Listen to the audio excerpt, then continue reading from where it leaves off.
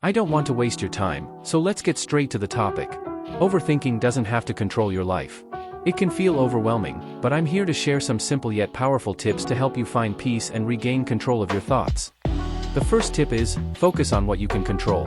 Overthinking often happens when you stress about things that are outside your control, what someone else thinks, what could go wrong, or what might happen in the future. But here's the thing, worrying about those things won't change the outcome. Ask yourself, is this within my control? If the answer is yes, take action. If the answer is no, let it go. For example, you can't control the weather, but you can bring an umbrella.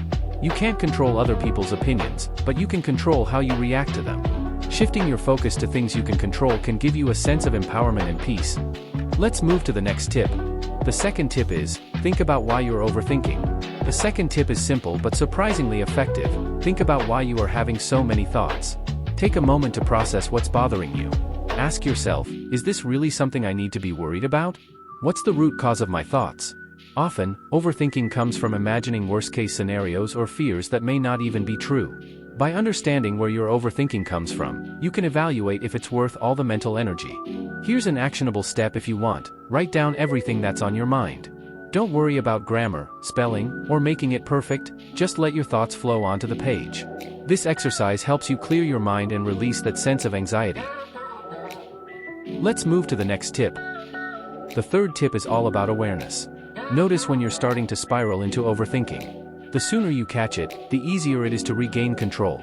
Pay attention to the triggers that lead you into overthinking. Is it certain situations, people, or thoughts? When you notice these patterns, take a deep breath and try to redirect your focus. Remember, you can't stop your thoughts completely, but you can control how much power you give them.